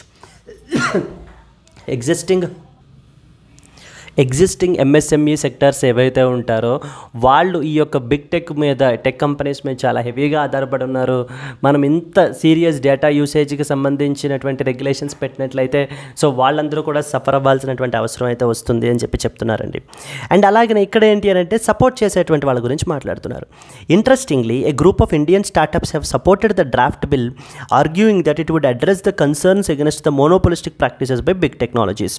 ఈ యొక్క big tech companies ఏవైతే ఉన్నాయో వాళ్ళ యొక్క మోనోపోలీని for example search ఇంజన్లో Google దాని యొక్క మోనోపోలీని ఆ యొక్క డామినెంట్ పొజిషన్ని కొంచెం కంట్రోల్ చేయడానికి వాళ్ళు ఎటువంటి యాంటీ కాంపిటేటివ్ పాలసీస్ తీసుకోకుండా ఉండడానికి ఖచ్చితంగా ఈ బిల్ హెల్ప్ అయితే చేస్తుంది అని వీళ్ళైతే కొంతమంది స్టార్టప్స్ అయితే సపోర్ట్ చేస్తున్నారు. వాళ్ళు చెప్పేటువంటిది ఏంటంటే there should be a revision of the financial and user-based threshold, citing concerns that it may lead to domestic startups being brought within the regulatory net. So, ఈ యొక్క user base and as well as financial revenue base ఏవైతే thresholds పెట్టారో వాటిని అయితే revise చేసి ఇంకా కొంచెం హైలో పెట్టాలి. బికాజ్ ఎందుకంటే డొమెస్టిక్ స్టార్టప్స్ కూడా వాళ్ళు స్కేల్ ఇన్ అయితే కనుక వాళ్ళందరూ కూడా ఈ యొక్క రెగ్యులేటరీ నెట్లోకి అయితే వస్తారు అని వీళ్ళు ఒక్క అపోజింగ్ పాయింట్ అయితే చెప్తున్నారండి. So therefore digital competition bill, draft digital competition bill గురించి వెరీ ఇంపార్టెంట్ ఫ్రెండ్స్ మనకి యూపీఎస్సీ పర్స్పెక్టివ్లో. ఖచ్చితంగా you can expect either a prelims question or a mains question అయితే మీకు ఖచ్చితంగా ఉంటుంది. ఈ పాయింట్స్ అన్నీ మీరైతే తెలుసుకోవాలి. Then friends, I hope you are able to understand our classes. మీకైతే అర్థమవుతున్నాయని నేను అనుకుంటున్నాను. సో ఓకే, ఒకవేళ మీకు అర్థమవుతుంటే హిందూ న్యూస్ పేపర్ అనేటువంటిది చాలా ఇంపార్టెంట్ ఫ్రెండ్స్. మనకి హిందూ న్యూస్ పేపర్ నుంచి అరౌండ్ 50% ఆఫ్ ద క్వశ్చన్స్ మనకి హిందూ న్యూస్ పేపర్ నుంచి అయితే వస్తాయి. ఇవి మనం ఇక్కడ డైలీ న్యూస్ అనాలిసిస్లో అయితే మనం కవర్ చేయడం జరుగుతుంది. ఇప్పుడు మనం ఇక్కడ ఇచ్చినటువంటి రెఫరెన్స్ పాయింట్స్ని పట్టుకొని మీరు ఇంకా ఫర్దర్గా స్టడీ చేసినట్లయితే దెన్ ఒక కంప్లీట్ పిక్చర్ అయితే మీకు అయితే వచ్చేస్తుంది. ఈ నోట్స్ని మీరు ఎఫెక్టివ్గా ఫాలో అయితే that will be sufficient. At the same time, ఇంకొక 50% of the questions in UPSC will come from the other important sources like Press Information Bureau, News on AIR, Press Information Bureau, News on AIR, and at the same time Down to Earth. ఇలాంటి వాటి నుంచి కూడా మనకి websites నుంచి కూడా మనకి questions, important articles అయితే publish అవుతూ ఉంటాయి. దాని నుంచి కూడా క్వశ్చన్స్ అయితే వస్తాయండి. Rest other 50%. ఇక్కడ 50% ఎలాగో హిందూ న్యూస్ అనాలిసిస్లో కవర్ చేస్తున్నాం. మరి ఈ 50%ని కవర్ చేయడానికి we came up with one important course called as most comprehensive current affairs course అండి. ఒకవేళ నా క్లాసెస్ మీకు నచ్చినట్లు అయితే ఉంటే కనుక I will be the one, they are also the instructor. నేనే టీచ్ చేస్తానండి అక్కడ. దాని యొక్క యూనిక్ ఫీచర్ ఏంటి అని అంటే డైలీ లైవ్ క్లాసెస్ అయితే మనకి ఇక్కడైతే ఉంటాయి. లైవ్ క్లాసెస్ అయితే మనం చెప్పడం అయితే జరుగుతుంది friends. Daily, weekly and as well as the monthly PDFs కూడా మీకు ప్రొవైడ్ చేయబడతాయి. అపార్ట్ ఫ్రమ్ దట్ ఇది ఇక్కడలాగే మనకు అక్కడ కూడా క్లాస్ నోట్స్ ఉంటుంది. సో రిటర్న్ నోట్స్ అది మీకు ఇవ్వడం అయితే జరుగుతుంది. So that you can take this as a reference. And ఒకవేళ మీరు బిగినర్ అయితే మీకు అది చాలా బాగా యూజ్ అవుతుంది. అండ్ అలాగే మనము మరి ప్రిపేర్ అయితే సరిపోతుంది, ఆ క్విజెస్ కూడా ఆన్సర్ చేయాలి కదా. అందుకని weekly and as well as the monthly క్విజెస్ని కూడా మనం అయితే కండక్ట్ చేస్తాము. So that to measure your performance and do the course correction required. Yearly compilation and revision before the prelims కూడా మీకు అయితే ఇవ్వబడుతుందండి. ఈ యొక్క కోర్స్కి మనం ఛార్జ్ చేసేటువంటి ఫీ వచ్చేసి only 10,000 rupees friends. But as ఎ 50% డిస్కౌంట్గా మనము 5,000 రూపీస్కి దీన్ని అయితే ఆఫర్ చేస్తున్నాము. Very important friends, just a token amount of 5,000 rupees. But which is a unique feature ఏంటి అని అంటే మీకు లైఫ్ టైమ్ వ్యాలిడిటీ తోటి అయితే ఇది వస్తుంది. That was one of the very very unique features of this particular course. మనం ఇక్కడ press information bureau, down to earth, Indian express based నుంచి వచ్చేటువంటి ఆర్టికల్స్ని మనం అయితే స్టడీ చేస్తాం. మీకు ఏ విధమైనటువంటి డౌట్ ఉన్నా కూడా ఈ నెంబర్కి కాంటాక్ట్ చేసినట్లయితే సో మీకు ఇది మనం press information bureau, down to earth, Indian express నుంచి ఆర్టికల్స్ అయితే మనం కవర్ చేస్తాము. మీకు ఏ విధమైనటువంటి డౌట్ ఉన్నా, ఒకవేళ ఈ కోర్స్ గురించి మీకు ఇంట్రెస్టెడ్ అయితే కనుక సో మన క్లాసెస్లో జాయిన్ అవ్వాలి అంటే ఈ నెంబర్ని మీరు కాంటాక్ట్ చేసినట్లయితే కనుక మన టీం అయితే మీకు హెల్ప్ చేస్తారండి. దెన్ అలాగనే there was one more course known as NCERT course. ఈ ఎన్సీఆర్టీస్ వచ్చేసి మీరు బిగినర్ అయితే కనుక NCERTs are the basic building blocks అండి. ఈ ఎన్సీఆర్టీస్ అనేటువంటివి మీకు స్ట్రెంగ్తన్ అవ్వడానికి, NCERTs basic knowledge of all the subjects మీకు స్ట్రెంగ్తన్ అవ్వడానికి మనము ఎన్సీఆర్టీ ఫౌండేషన్ కోర్స్ అని అయితే కనుక పెట్టడం జరిగింది. ఈ కోర్స్ మనం ఛార్జ్ చేసేటువంటి ఫీ వచ్చేసి 10,000 రూపీస్ ఫ్రెండ్స్. ఇది మనం 5,000 రూపీస్కి డిస్కౌంట్ పోను మనం ఆఫర్ అయితే చేస్తున్నాం. ఇక్కడ మనం క్లాసెస్ 6th నుంచి 12th వరకు అయితే కవర్ చేయబడతాయి. ఈ కోర్స్ కూడా మీకు లైఫ్ టైం వ్యాలిడిటీ తోటి అయితే వస్తుంది. ఈ నెంబర్ని మీరు కాంటాక్ట్ చేసినట్లయితే కనుక our team will help you out. Yes, that's it friends. Now this was the last article for today. The shape of manufacturing 3.0 for Modi through 3.0. ఇక్కడ ఆథర్ వచ్చేసి దేని గురించి మాట్లాడుతున్నారంటే I explain you in brief అండి. So mainly ఇక్కడ author వచ్చేసి దేని గురించి మాట్లాడుతున్నారు అని అంటే కనుక మన కంట్రీలో there we have 3 sectors like agriculture, then next one is manufacturing and then we have the services sector. ఈ యొక్క మ్యానుఫ్యాక్చరింగ్ సెక్టార్ యొక్క గ్రోత్ మన కంట్రీలో చాలా తక్కువ ఉంది యాక్చువల్లీ. సో దీన్ని స్ట్రెంగ్తన్ చేయాలి, ఆ యొక్క మ్యానుఫ్యాక్చరింగ్ బేస్ని మన కంట్రీలో అయితే కనుక ఇంప్రూవ్ చేయాలి అని చెప్పి మనకి ఇక్కడ ఆథర్ అయితే దీంట్లో అయితే మాట్లాడడం జరుగుతోంది. సో ఇప్పుడు ప్రస్తుతం ఏదైతే ద న్యూ గవర్నమెంట్ ఏదైతే ఫామ్ అయిందో అండర్ మోదీ 3.0 అండర్లో so one of the high priorities should be now the manufacturing ఏదైతే ఉందో దీన్ని మనం అయితే డెవలప్ చేయాలి అని అయితే చెప్తున్నారు. And in the year 2014 he is arguing with some important data. For example మీరు ఈ పాయింట్ చూసినట్లయితే When the Modi government first took the office in 2014, the government committed to increase the manufacturing as a percentage of GDP from 15% up to 25% by 2025.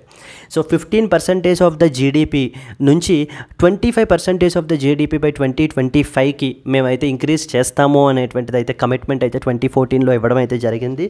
కానీ the writer can point to some significant economic reforms that should have helped this target become a reality, most notably the approval of the GST, which largely unified the India's state level taxes.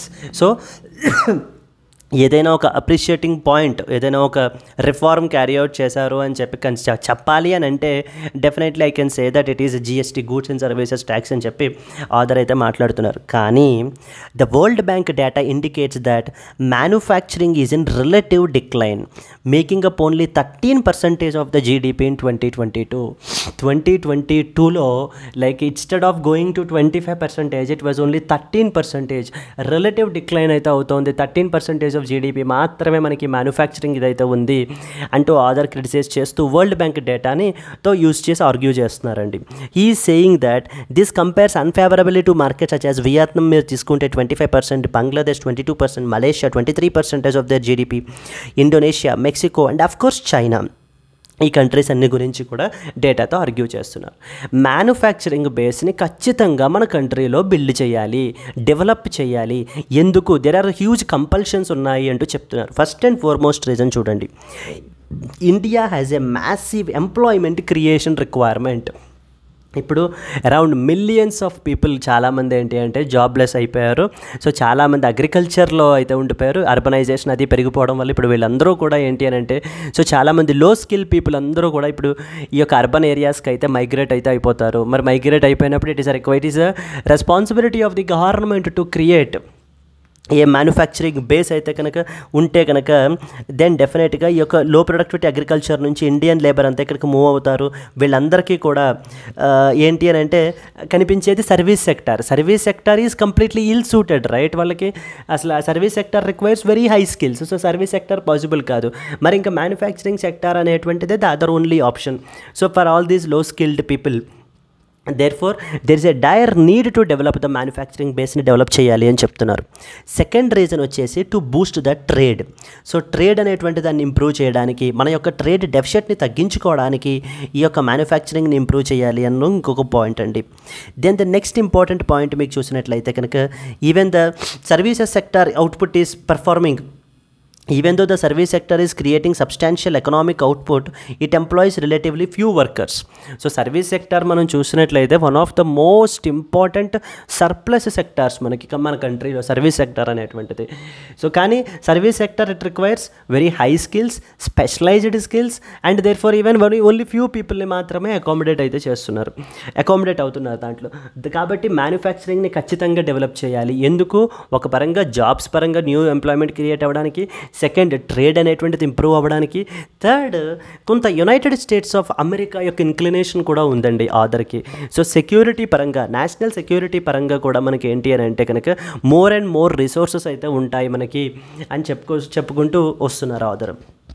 ఇప్పుడు and at the same time finally his recommendations are, so ఏం చెప్తున్నారు అని అంటే business reform action plan ఏదైతే ఉందో, so states యొక్క ఇదిని మనం improve చేయడానికి ఈ యొక్క బిజినెస్ రిఫార్మ్ యాక్షన్ ప్లాన్ అనేటువంటిది అప్డేటే చేయలేదు after Covid pandemic. It need to be updated so that we can have a better coordination అనేటువంటిది ఉంటుంది. అండ్ అలాగనే ఇంకొక ఇంపార్టెంట్ పాయింట్ ఏంటంటే so government should also consider putting the stronger emphasis on job creating manufacturing sector such as textiles, paper mills and furniture instead of pushing almost exclusively for investments in capital sector such as semiconductors and రోబోటిక్స్లో investments కన్నా కూడా main వేటిల్లో ఇది చేయాలి అని అంటే లో skill sectors ఏవైతే ఉన్నాయి like textiles, paper mills, furniture, వీటిల్ని మనం ప్రమోట్ చేసినట్లయితే కనుక సో దెన్ ఈ యొక్క లో స్కిల్ పీపుల్ అందరినీ కూడా మనం అక్కడ అకామిడేట్ చేయడానికి మనకైతే చాలా వరకు ఇది ఉంటుంది. అండ్ అలాగే ఎక్స్పోర్ట్స్ చేసి ట్రేడ్ ఇంప్రూవ్ చేసుకోవడానికి కూడా మనకి యూజ్ ఉంటుంది అని చెప్పి అవతల మాట్లాడుతున్నారు. At the same time even he is also saying that United States of America also has some critical role to play here in supporting the manufacturing base in our కంట్రీలో develop చేయడానికి. Even USA కూడా some meaningful role ఉంది అని కూడా మాట్లాడుతున్నారు. ఇక్కడ ఏమంటున్నారంటే the So ఈ యొక్క United States of America people this may include engagement with Indian states to provide the direct guidance on effective economic governments and to pathways for potential investors. Senior US officials should visit India, must commit to going beyond the Delhi, Mumbai, Bengaluru corridor కాకుండా మిగతా larger states ఏవైతే ఉన్నాయో వాళ్ళందరితోనూ కూడా మాట్లాడి from the current evolution of supply chains resilient supply చైన్స్గా create చేయడానికి so స్టేట్స్తో మీరు డైరెక్ట్గా వెళ్ళి ఇంటరాక్ట్ అయ్యి సో మీరు ఆ కొలాబరేషన్ని పెంచి గైడెన్స్ అనేటువంటిది ప్రొవైడ్ చేయండి. సో దాని మూలన ఏంటి అని అంటే మ్యానుఫ్యాక్చరింగ్ బేస్ని ఇంకా మనం ఇంప్రూవ్ చేయొచ్చు అని ఇక్కడ మనకు ఆథర్ అయితే మాట్లాడడం జరుగుతుందండి. And finally he is saying that India's national election provided an opportunity to assess and redirect the policy, but India's core needs అంటే main requirements behind the current manufacturing push which is jobs, trade and security will not change. The size of the market and current growth rates are quite attractive to investors, but more and more work need to be done here, especially at the state level in India for the Make in India to further accelerate. Make in India further accelerate అవ్వడానికి మనకి ఏంటి అని అంటే ఈ reforms అన్నీ కూడా carry out చేయాలి, states మధ్యన కొలాబరేషన్ పెంచాలి, even US has also more meaningful role, manufacturing బేస్ని ఇంప్రూవ్ చేయాలి అంటూ ఆథర్ అయితే మాట్లాడడం జరుగుతుంది. It has many core needs such as it will be useful for the job creation, it will be useful for the trade boosting and the third one it will be useful for the security పర్పస్గా కూడా మనకు ఉపయోగపడుతుంది అని చెప్పి author అయితే ఈ ఆర్టికల్లో మాట్లాడడం జరుగుతుందండి. So these are the main important articles for today friends. I hope you have understood. So okay, మీకు అర్థమైనట్లయితే కనుక now it's the time to answer the question. Consider the following statements.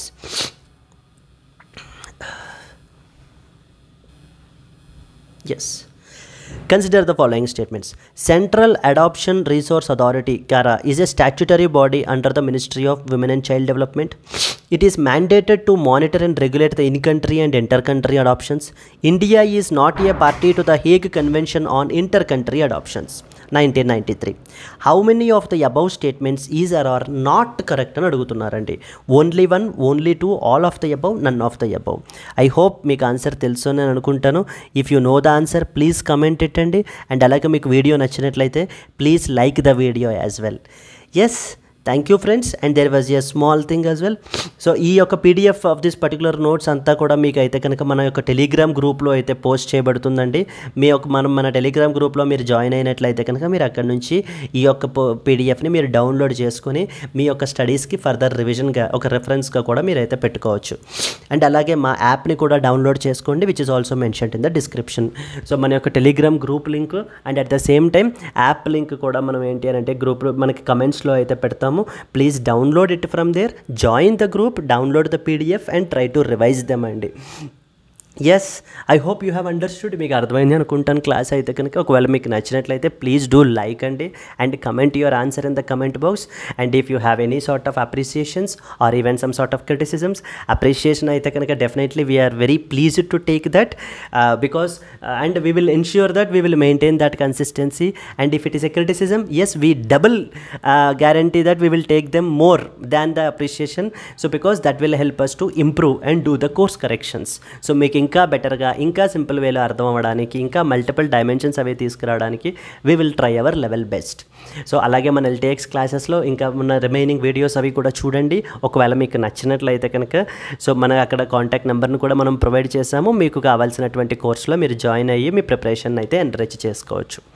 Yes, that's it friends for today. Let us meet again tomorrow with the new news analysis. Until then, all the best. Happy learning and bye bye.